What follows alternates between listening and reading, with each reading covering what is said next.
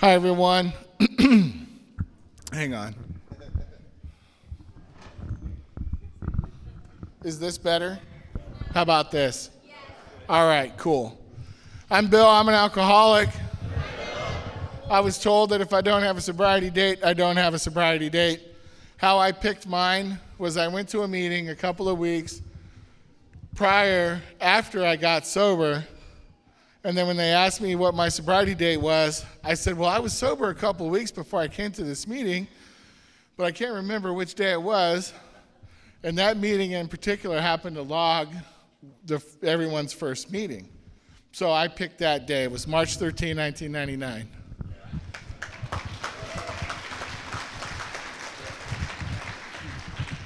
And there is a lot of you out there. So I'm going to tell my new favorite joke, just so I can get some of my tension out. This husband says, my wife is not satisfied with my body. A small part of me thinks she is. So there we go. Laughter is the best medicine. I've been spending the last couple of months, thanks to Gordon, trying to figure out what I'm going to say. And then I realized today that it doesn't really matter. My higher power takes control of what I say whenever I speak. So I've been thinking, when I usually talk, I start at the very beginning, like, my dad saw my mom, and he was like, oh, yeah, but I don't do that anymore. So I was born December 10, 1972, in Kingsville, Texas. And then my dad was in the Navy, so we went immediately to Alameda, California. I don't remember anything about that trip. But I do remember getting into lots of trouble when I was a kid. I was like 3. My first memory is, I'll show you mine if you show me yours. And then it just went downhill from there. Then we moved to South Carolina. The worst thing about my childhood was that we were poor. That was my perception. We were poor. I remember standing in the food stamp line and being embarrassed of standing in the food stamp line, and I knew exactly why we were in that line. Kids at school found out, and they were ruthless. So I got into lots of fights. I learned early on that if you punch the loudest guy in the nose, everyone else will leave you alone. And so I fought a lot. It was a tough neighborhood. It was a poor neighborhood. I lived in the poorest house on the poorest street.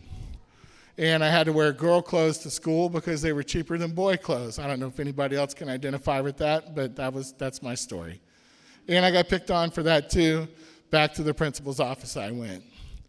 And now I used to think my childhood sucked because I got spanked a lot, but because of Alcoholics Anonymous, I deserved every whooping I ever got, and I didn't get some I should have.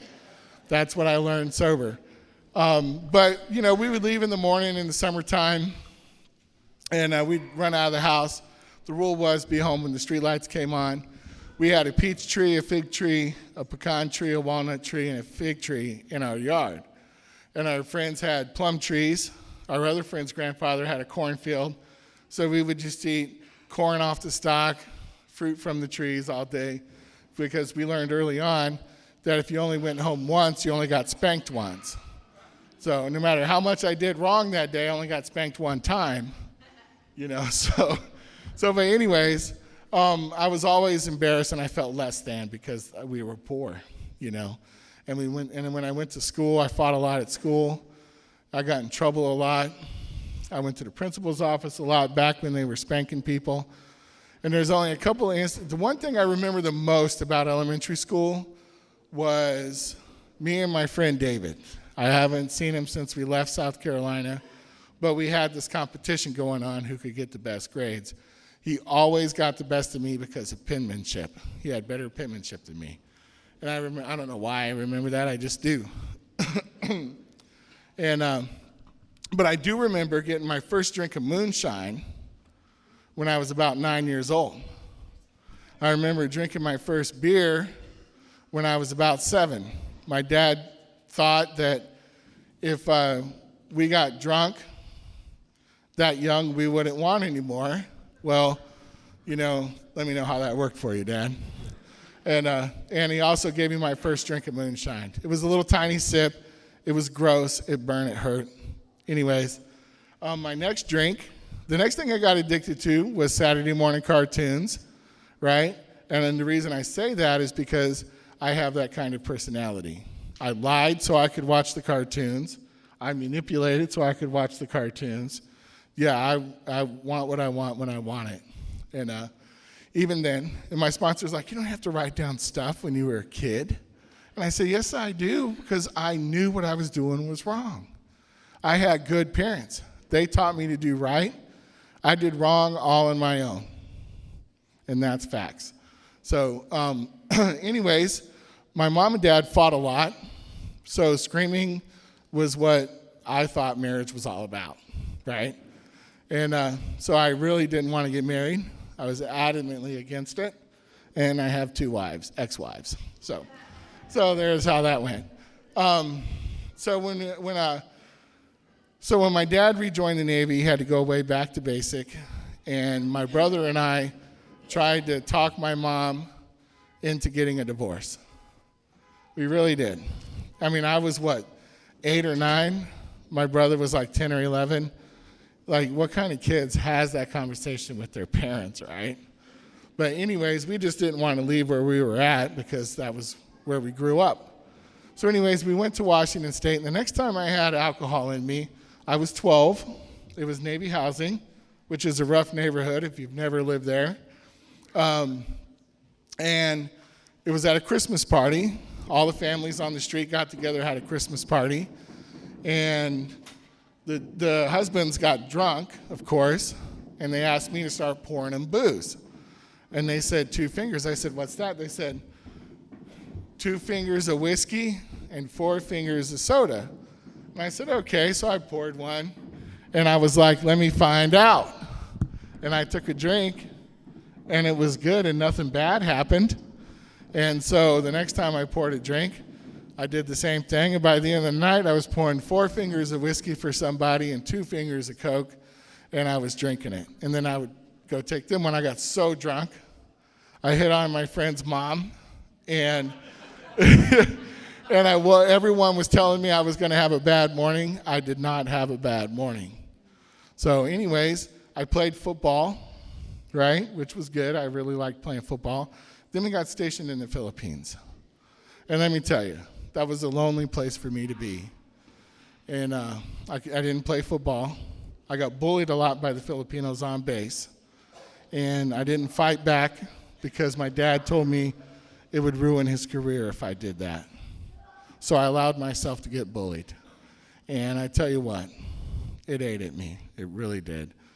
And so I didn't want to go to school. I stopped going to school when I was there. And I ended up going to the gym on base every morning. And I met this really cool guy who taught me how to hit a heavy bag and a speed bag and taught me some stuff. And that's what I did. You know, I had my first summer job at the post office. I made $1.25 an hour, and when I got that $90 check every 2 weeks, boy, I was sitting in high cotton. And so so that's what I did there. I was afraid. All the time I was afraid. And then when we came back, I took my first hit of a cigarette there, and they had beer machines on the golf courses on base there. And so we would take change and go hit the beer machines. It was like $0.25 for a beer, and we just drink beer all night long, you know. And then when we went back, I got back at 13 because my mom and dad had a divorce. And I drank that first night back. My friend was throwing a party. He asked me if I drank, and I said, yeah, all the time. It was a complete lie. And I smoked weed that night, smoked the first whole cigarette that night, and drank a whole beer that night, right? And drank some other stuff that night too. But I didn't start out drinking all the time. I didn't start out smoking weed all the time. It was like every other weekend at first. We'd save up our lunch money, then it turned into every week. And then every week turned into whenever we could. And by the time I got in high school, I only got to go to 10th grade because Mr. Harvey, the vice principal, didn't want anything to do with me anymore, so he just go ahead and sent me on to 10th grade. And so I was skipping school a lot, smoking weed, playing Dungeons and Dragons, and I was stealing the Dungeons and Dragons books from the bookstore. What was it? Ted's Toys or whatever. And I was stealing the books from there because they had what I needed and I didn't have any money. I only mowed lawns when I wanted to go to the movies or drink. And so anyways, it just progressed from there. I started doing burglaries there over in Oak Harbor when I was around 14 and 15, car prowling for booze money and cigarette money. I really didn't start selling drugs until later on in my life, but I did drugs. I did acid, I smoked weed, I drank, I partied, I got with girls. I was absolutely jealously insecure, and I ruined every relationship I was ever in. I was super toxic. Not to mention, I can pick a real toxic girl too. Like if I learned that if I'm attracted to a girl, not to date her, just because my picker's broken. And I happen to pick people that bring out my character defects. If you don't know what your character defects are, get into a relationship, because relationships are miracle grow for character defects. And I exhibit the same character defects in my friendships, in my relationships with my family. It's just they're magnified when I'm in a romantic relationship. And I had to learn what my part was. Because one of my character defects is in relationships, I would take all the blame, all of it. And they would let me.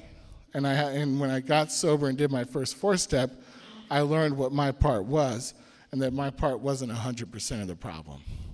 And that helped me out a whole lot. And so, but anyways, I met my best friend. Apparently I bullied him when we were like 10 or 11. And he never lets me forget it. I love you, brother. And so, well, we're best friends now, and we've been friends ever since we were 10, and I love him to death, and that's the truth. And so, anyways, I started stealing money from the Coke machine in the school cafeteria. I knew a guy who had the key because he was on the student council or whatever, and we would go in right after lunch every day when the Coke machine was full, pull the money out, go buy booze, go buy weed, go to the YMCA and play pool. I got into my first gambling debt when I was like 15 years old playing pool. I owed somebody $500. So I started stealing tapes that he wanted so I could pay off the debt, and I got caught. I got arrested, got my first charge, and they put me on deferment. I had like 1 billion hours of community service. It was probably more like 20 or so, but but when I was a kid, everything's big. And my mom asked me when she came to pick me up from jail, why did you do that? I couldn't tell her, and I'll never, ever wholly let this go. I could not tell her that it was a gambling debt from skipping school. So I told her, you spend up all the child support, and I just wanted some stuff. And the look on her face was awful. And after I got sober, I went to her and I told her how wrong I was about that. But I still, absolutely, it's one of the things that I've said to my mom that I regret the most.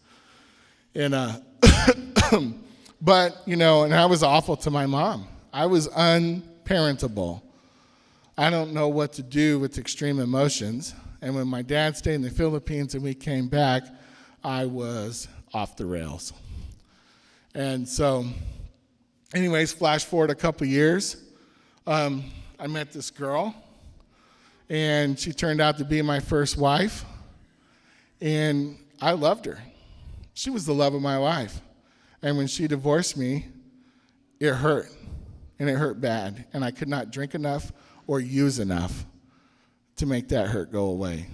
All I was able to do was to drink so much that it tapped it down for a little bit.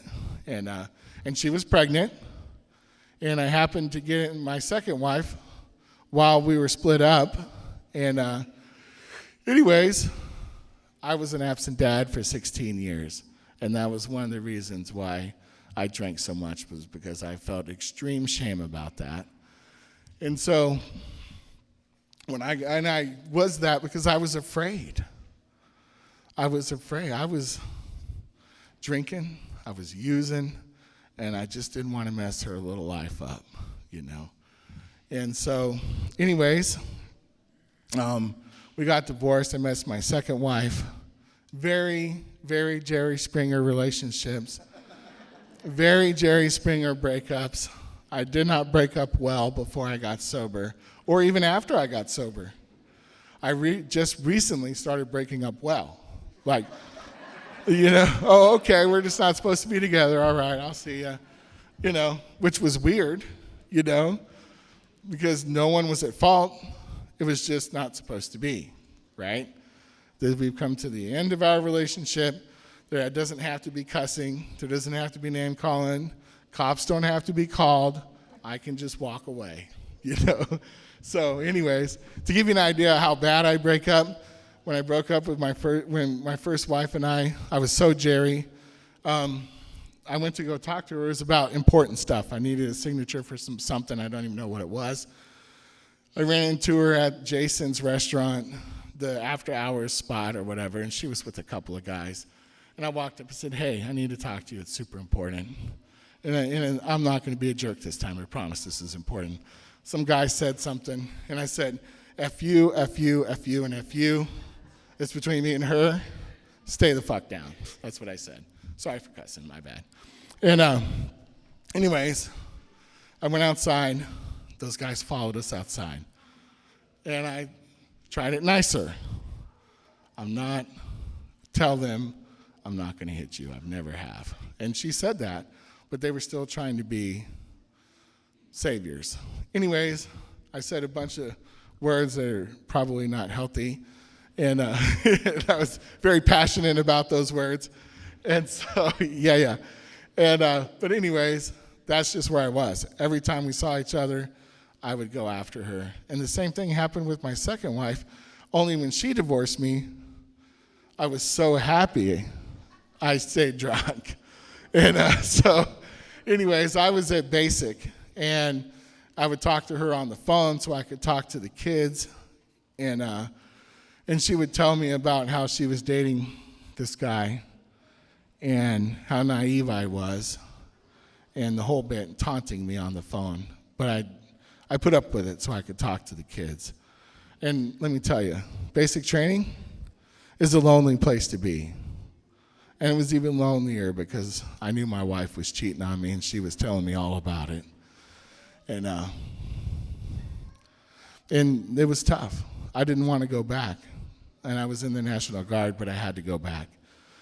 And so when I got back, this guy was in my house. For whatever reason, I didn't take what the Army taught me and use it on this guy.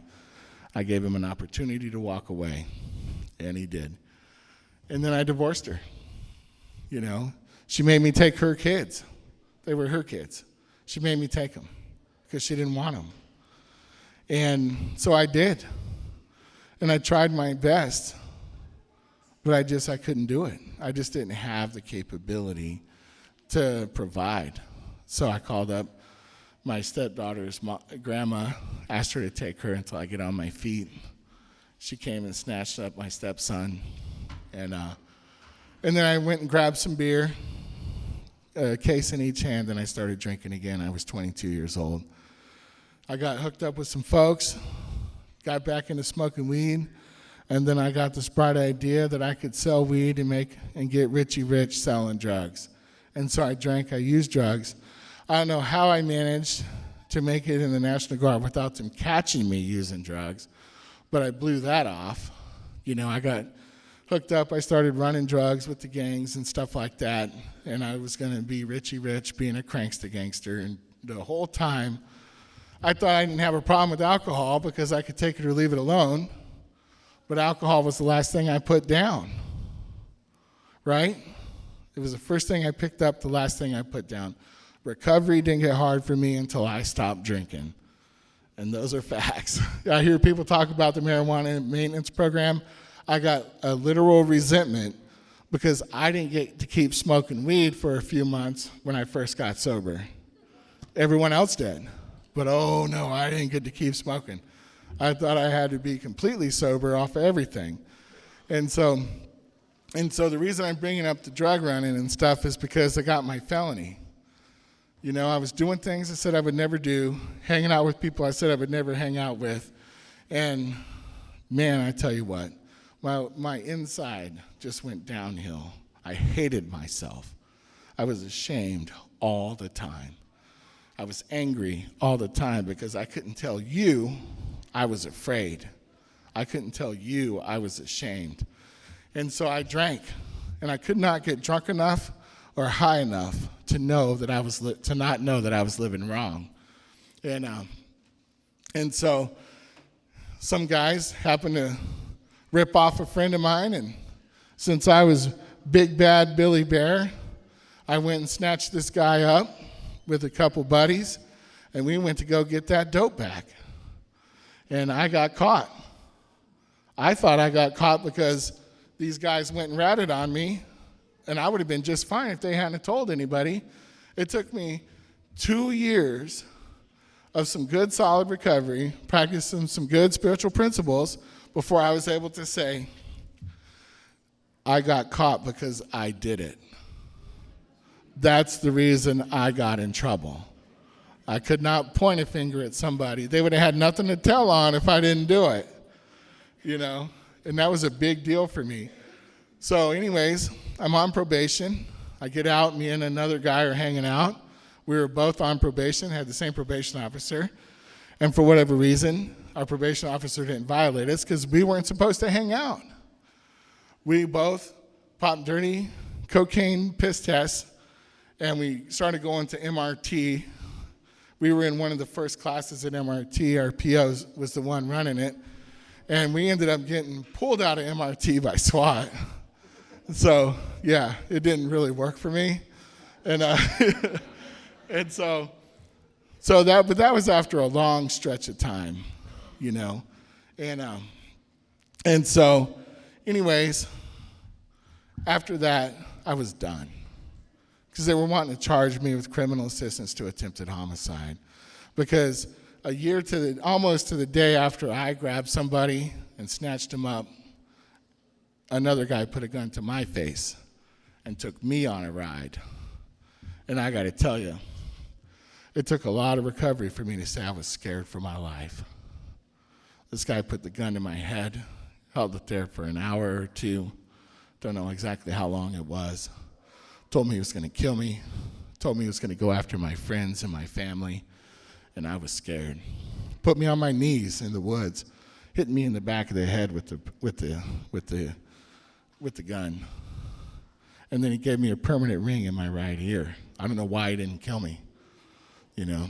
Next day, he went to go kill my friend and only succeeded to blow his arm off. That night, I'm helping his girlfriend clean up the apartment because it really needed to be cleaned. And after we got done, I went to sleep. I got woke up by that friend that I hung out with and that guy, right? And he said, if you help hide me, we're square. And I'm like, that's a good deal right there, right? And so I went and did that. Anyways, we got pulled out of MRT because I did that, right? And they wanted to charge me with complicity to attempted homicide. I was looking at a DUI, probation violation, and I'm out of town, and I get a page from my PO. I'm letting you guys know how old I am. And I called her up, and she said, why are you calling me from Everett, Mr. Mullins? How do you know I'm in Everett? It's called caller ID. That's how I found out about caller ID, right? I'm like, that's a thing? Anyways, she said, well, you got an hour and a half to get back to my office, and I need you to give a UA. And I said, at that moment, I experienced, and the best way I know how to put it is the way I heard on this movie, Flight. At that moment, I just could not tell one more lie. And I said, I'm not going to pay for a piss test I know I'm going to fail. And she said, just get back to my office. I did. Ended up going to court. They added me to the end of the docket. And I'm standing there in front of the judge, and he says, "You've given 17 UAs for my courtroom, Mr. Mullins. Inconclusive is noncompliance. You have 15 inconclusive UAs. 2 were dirty for cocaine. And it says here you had a lot of water in your urine. Why is that?" Only thing I could think of to say, "With all due respect, Your Honor, have you ever tried to pee in front of somebody?" And he started laughing. And I instantly was like, whoosh. My PO was laughing. The prosecutor was laughing. And when I left the court that day, all I had to do was finish paying off my fine, which was $65, and they set me free. That was it. That was it. And at the time, I was like, suckers. And that night, I was right back doing what got me in trouble in the first place. And there's a lot more to all of that story. But anyways, I had ended up a few weeks later in an RV park, again, living where I said I would never live, hanging out with people I said I would never hang out with, doing things I said I would never do. And I was done. I hit my knees, and I did what every old-timer said they did when they hit their bottom. I just could not live one more day the way I was living it. I mean, I was praying to the devil at that time. I tried Buddhism, and I tried a whole bunch of other stuff. And I just hit my knees, and I said, "Please, God, help me."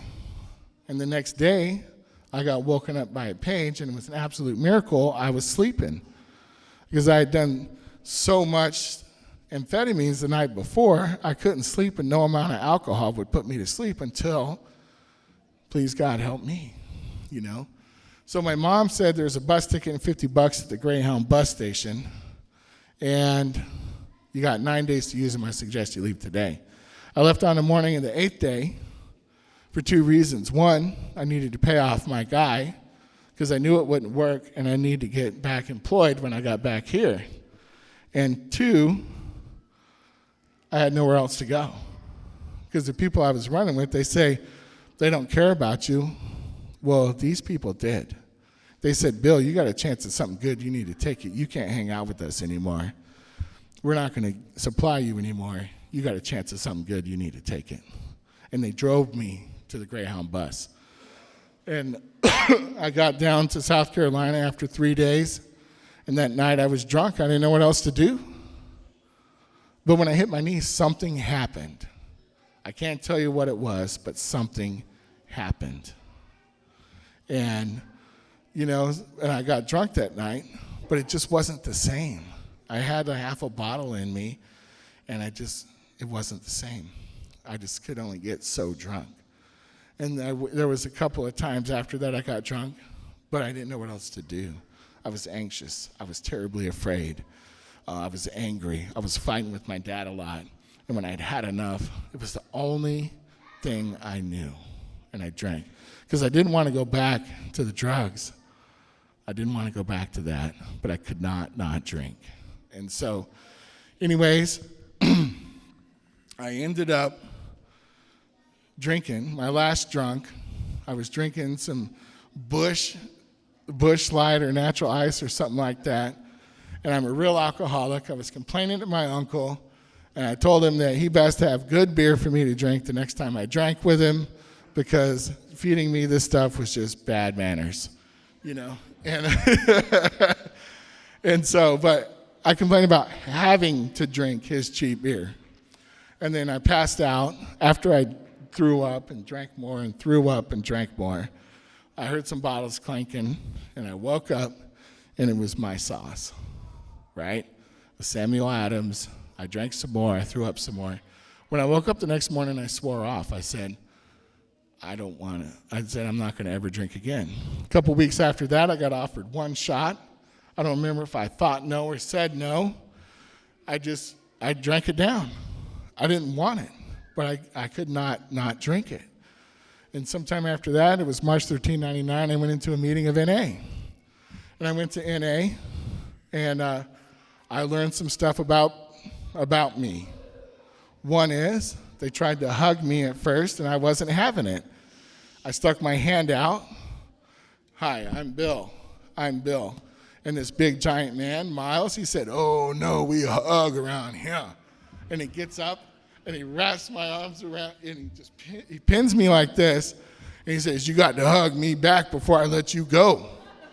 And I was like, oh my God. And so I did the whole guy tap thing. He's like, "No, you got to hug me like a girl." And so anyways, after he was satisfied with the hug, he let me go, right? And the reason I say that is because for 18 months prior to that, besides the few hugs I got from my mom, the only physical contact I had with another human being was passing dope or booze. And it was super important. And I felt so bad. And I was so ashamed. And that hug still brings tears to my eyes if I think about it long enough. And I got hugs every meeting after that. And NA are some huggers. And AA can learn a lot from those guys. And so anyways, I went long enough. My dad and I were fighting. And I remember threatening him because we fought like that. I was Jerry Springer even with my dad. And I just remember one fight being terribly bad. I broke the front door. I broke the fridge. I was just breaking everything. I didn't know how to handle heavy emotions or feelings. And at that time, I know it was over 60 days because I had a car. And I went to go put my key in the car. I could see it, taste it, and smell it. And I heard this voice. I don't know if it was mine. And it said, "It doesn't work for you anymore." And I started crying like a baby. Silver dollar tears running down. I was pitiful. And I went back inside just bawling. And my dad was tripped out. He can handle angry, fixing to kick his ass, Bill. At least so I thought I was fixing to kick his ass, but I don't think that was going to happen at all. I think he was just nice to me. And so anyways, he says, "Son, what's wrong?" And I told him, I said, "You said you were going to kick me out. You were going to throw me in jail, have the cops come get me, throw me back on the street. Would you please do that? I don't know how we can. I know what to do there. The staying straight and staying straight and staying clean is killing me because I don't know what to do." And I was bawling. And he said, "I think you should go to a meeting." And I was like, "Yeah, you're right. I should go to a meeting." And I went to the meeting that night and I shared with these people in NA, and they had the audacity to belly laugh at me. You know, they were laughing. And I was looking at all of them. And this lady, my friend, Miss Sylvia, she said, "Bill, I'm Sylvia, I'm an addict, and you don't have to kill us. We're identifying." And she told her story, and it was the same way. And they all went around the room and told their story, and I was relieved that I didn't have to at least fight them, you know, because, you know, don't you know I'm sensitive? And so anyways, I was 60, a little over. It was right after that meeting. I needed to make a meeting a day or I was going to get drunk again. The only place to do that was AA. So I went to AA, and they spoke my language, right? They said, "God does for me what I can't do for myself. You're sober today only by the grace of God. And any success that you may be having is far more his than yours," right? This is what they're telling me. This old timer came up to me. "I heard you share in a meeting, and you're sharp as a tack, but you ain't got a lick of sense. You need to come back here so we can give you some sense," you know? And then another old timer in my early sobriety said, "Bill, the more effed up somebody is when they get sober, if they stay sober, the more people can help. So if you don't ever drink again, you're going to be able to help a hell of a lot of people." You know, I mean, I was messed up. And they showed me, I know people say unconditional love. I knew it was unconditional tolerance. I was a mess. They had to learn how to love me. And so I did that. And that first year, I got a sponsor. Him and his best friend were the two oldest World War II veterans in South Carolina at the time. And he was cantankerous, mean, direct, and to the point, and that's exactly what I needed. But he was also one of the most loving people I ever met in my life. And so he saw anything that threatened his sobriety as nails, And AA was the hammer. And that's what he taught me that first year. And I'm grateful for that. And he said, Bill, everything threatens your sobriety. Have you met yourself? So you need to do AA with everything. And I did.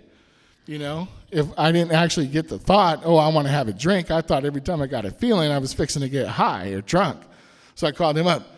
Hey, I had a feeling.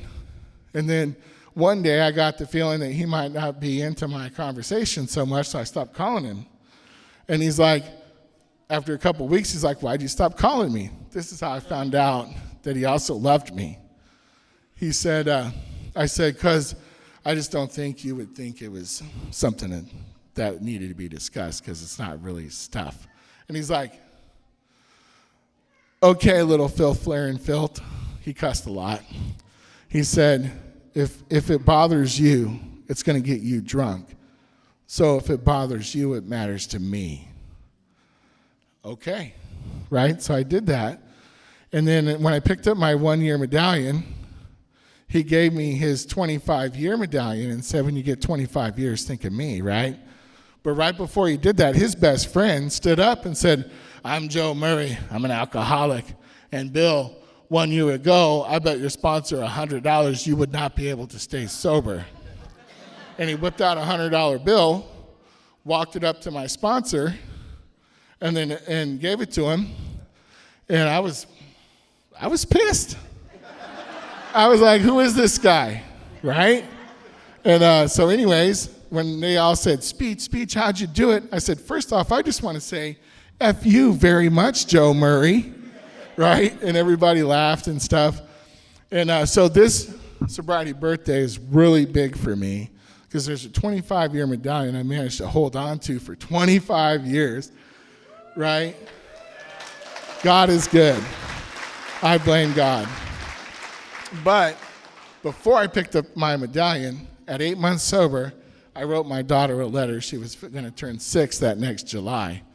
And I walked into the clubhouse there, and I had this thought, it's my higher power doing for me what I can't do for myself. I had this thought, I said, Miss Joanne, I wrote my daughter a letter for the first time letting her know I'm her dad. Can you read this, make sure it's appropriate? And she said, how old is she? I said, she's going to be 6 next July. She tore it up. And she said, just keep it simple. She doesn't need a 10-page expose of your guilt and shame, Bill. So I just wrote a letter. Hi, Sarah, I'm your dad. Here's my address. Here's my phone number. If you want to talk to me, here you go. 4 days later, her mom called me. I wondered when you were going to do that. And I seen her a few times over the next 16 years or so. But it wasn't, I was broke. I couldn't see her a lot. But I did send her cards, and I did send stuff and all that stuff on that. Anyways, every time I got the notion in my mind that I was going to go be a dad and just show up, my friend Trish, she would say, Bill, you're effed up still. Why would you go insert yourself in her life and F her life up? Is her stepdad harmful to her? No. Is he a good guy? Yes. Then you work the steps. You work the program. You make the changes you need to make so you can be the dad she needs when she's ready for you to be her dad. And I said, okay, I can do that. So every couple of years or so, we'd have this argument, Trish and I. And because I could only be okay with it for a little while. And so I did that. I started working the steps. Step 1 was easy for me. I had worked that when I hit my knees and said, please, God, help me. I could not live one more day the way I was living it. The Island County DOC dropped all my charges without prejudice. I did not know why they did that. I still don't know why they did that. I just don't know. I was able to leave, and I left, and I went to go live with my dad. And after I got sober, I started having nightmares so bad I'd wake up sweating and screaming and just, they were bad. And he would hold me at night, and he would say, son, you're in my house now. You're safe. And I would not be sober today if it wasn't for my daddy, and that is a fact. He took a chance on me. My uncle told him not to send for me. But thankfully, he listened to his higher power. And by the time he died 3 years later, there was nothing between us. He was my best friend. And I stole from him. And I made him think my mom did it. And I set her up for him to think she was stealing from him, but it was me. And I told him that, just so he'd send me back to where I knew what was familiar, but he didn't. And before he died, he made me the power of attorney over his IRA account so I could pay his bills while he was on the road trucking. Huge deal. This is God showing up in my life, right? My higher power, because my dad didn't trust anybody with his money. He trusted me with it, and I told him I stole from him. So through God and Alcoholics Anonymous, I got to meet my real dad, not the one I cooked up in my head over all these years. And he loved me back to life, just like the people in AA loved me back to life. I didn't know how to be a citizen. And they taught me how to pay taxes, how to go to work on time, how to be a friend, how to be a brother, how to be a son, how to be a dad. I didn't know any of that stuff. I knew how to sell drugs. I knew how to get money that was owed to me, and I could do that really well. And so they taught me all this stuff, right? And then step 2 came to believe that a power greater than myself could restore me to sanity. I didn't think he would. See, I was taken to church when I was a kid, and I'd gotten away from that. And between that time and the time I got sober, I had tried all kinds of different religions. I tried the Norse religions. I tried casting spells, really. But I probably should have tried some blood magic, because those were the kinds of, you hurt my feelings, I hope you get hit by a bus, that kind of stuff. And then I started praying to the devil there towards the end, and I really did. And I started having a little bit more money in my pocket. I started having a little bit of things that I wanted. But on the inside, I wanted to kill myself. I was thinking about jumping off the Deception Pass Bridge with a 100-foot rope.